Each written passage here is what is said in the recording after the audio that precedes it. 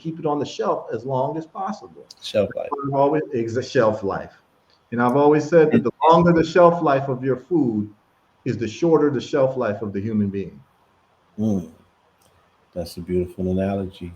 You see, so Hey, now so you're eating yeah, all day long. To answer your question, you're eating these types of foods all day long, which are chemicalized foods meant to be preserved to increase the profit margin, but your body cannot assimilate it. So now you've got toxic inputs.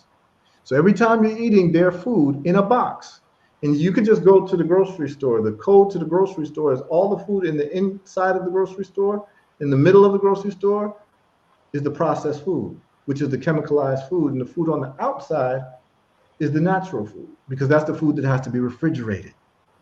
Remember, they got food in boxes that don't need to be refrigerated. Since when is food not, and it doesn't get rotten? It can stay on the shelf for a year, and you're supposed to eat this. yeah. So I have a product.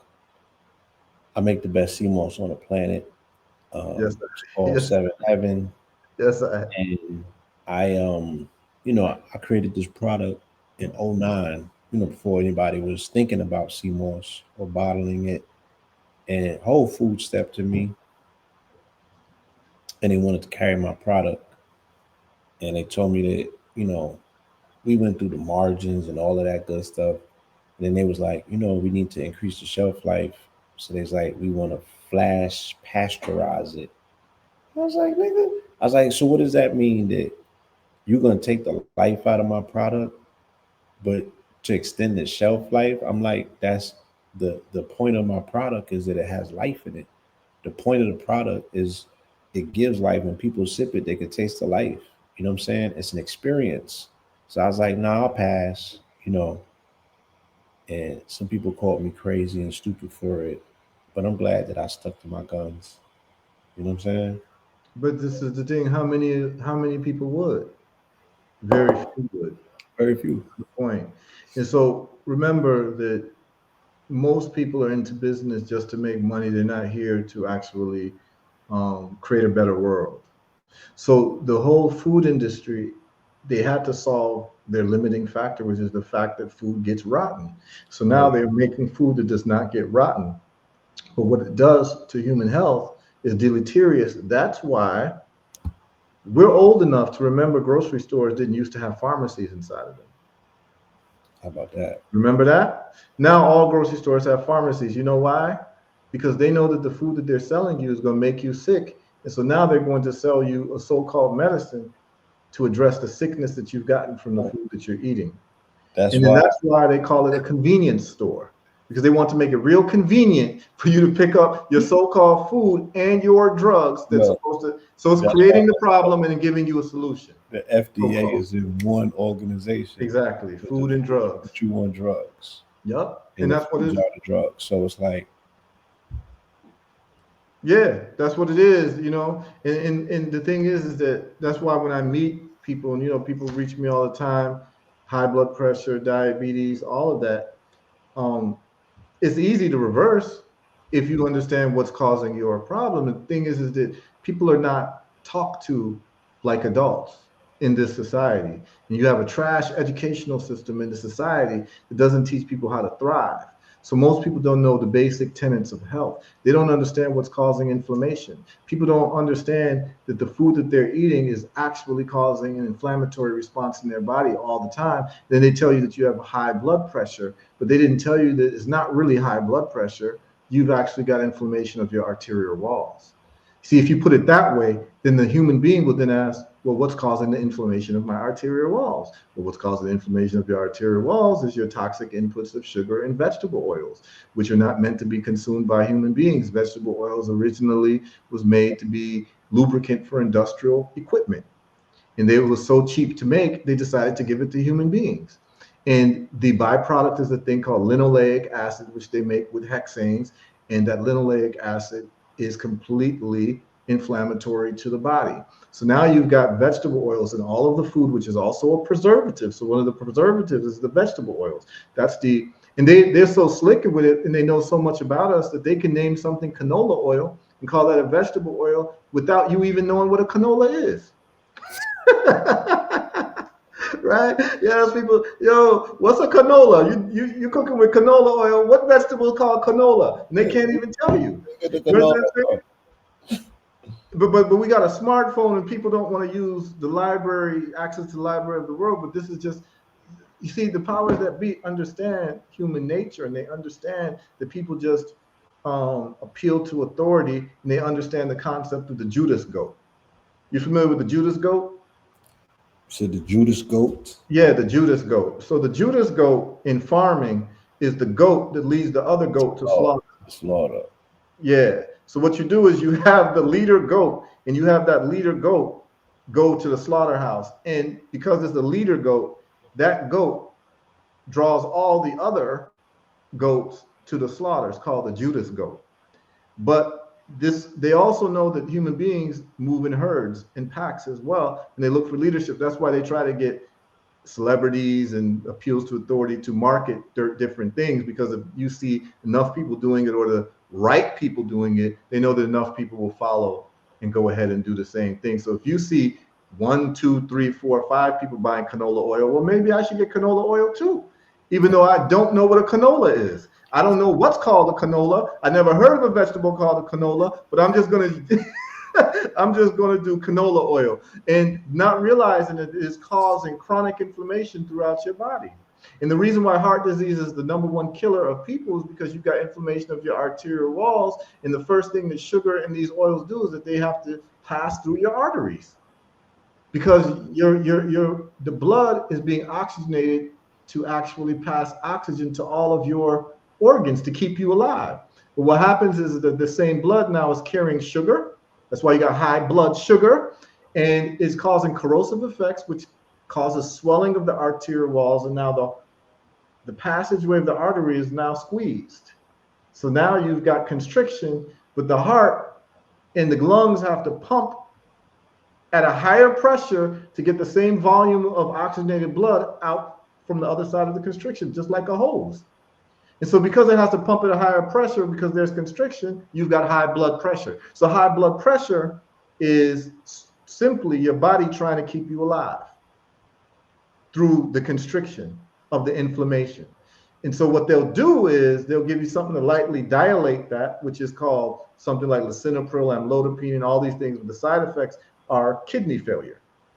We'll cover all this in the lecture, in Louisiana. But the point is that the medications that they're giving you does not solve the problem, because if they were going to solve the problem, you would never be a lifelong customer. See, as part of their business models to make you lifelong customer, that's why all your doctors will tell you you've got to take high blood pressure medication for the rest of your life. You've got to take diabetes medication for the rest of your life.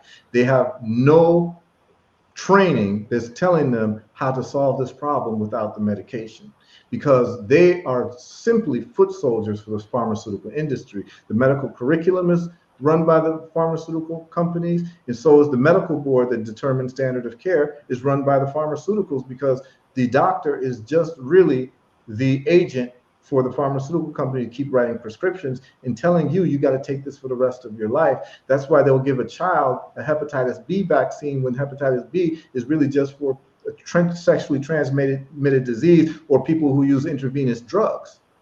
But they'll give a newborn baby hepatitis B vaccine, which will have adjuvants like aluminum, mercury, and then that gets into the brain. You end up getting autism, and they say, oh, your child was just born that way.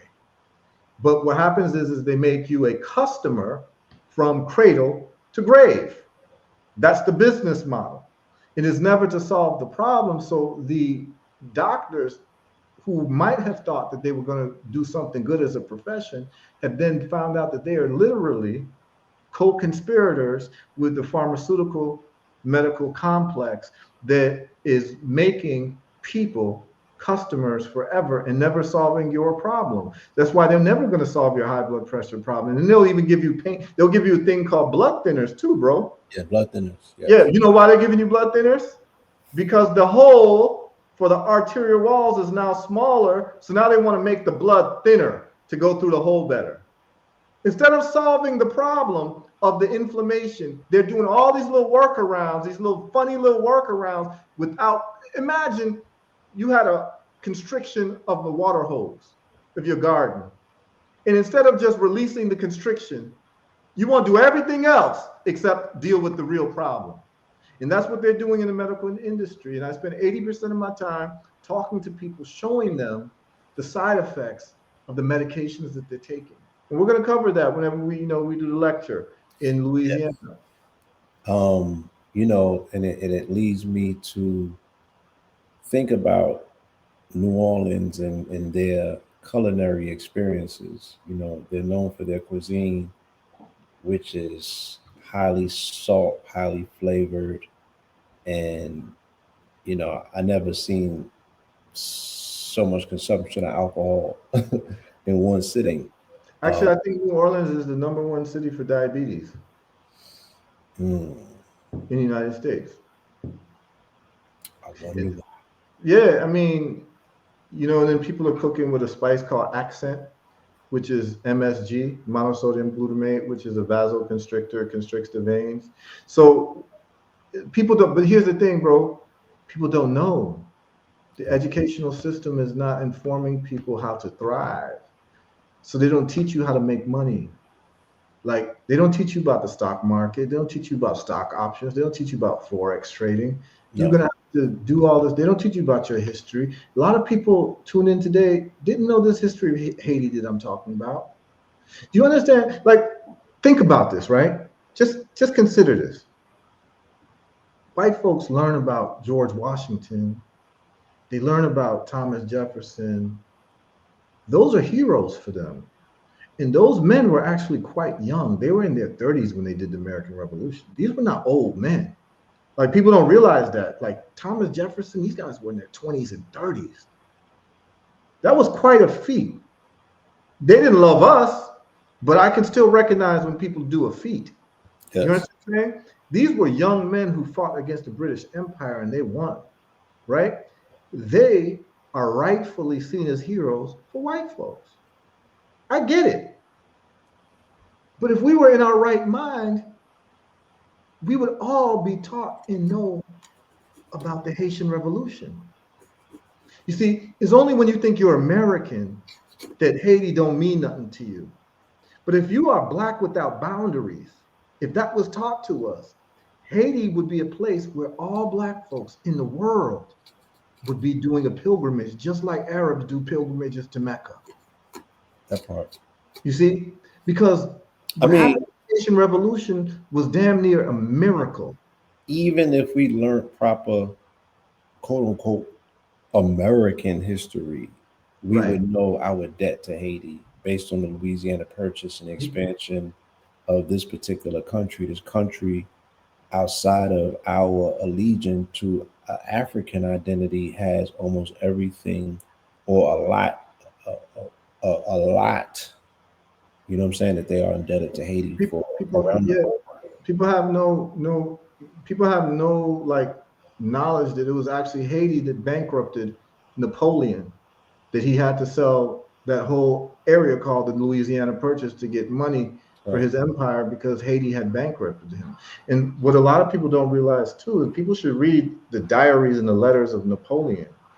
The stakes were high, man. Do you know that Napoleon had ordered? So he had two generals. He had a general called Leclerc, who was his brother-in-law, who ended up dying because he couldn't defeat the Haitians.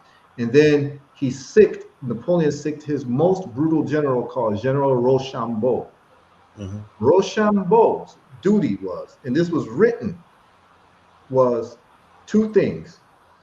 Bring me the head of Dessalines, because by that time they had gotten Toussaint. Toussaint was more of a moderate, and he agreed to get on their boat to negotiate with him, and then they kidnapped him and took him to France, and he ends up dying in France. Hmm. Well, the mistake that they made was that there was someone more vicious than Toussaint behind him called Jean-Jacques Dessalines. And the only person who could hold Jean-Jacques Dessalines back was Toussaint. So when Toussaint was gone, Jean-Jacques Dessalines became the head of the army. He became the head of the army, and Jean-Jacques Dessalines was a person who had stripes all over his back. During slavery, they whipped him so bad you could see stripes all over his back. And his only job in life was to get revenge. And he wasn't playing with these people. As a matter of fact, he used to ride on this white horse. And when they would see him coming, all of the white settlers would just surrender.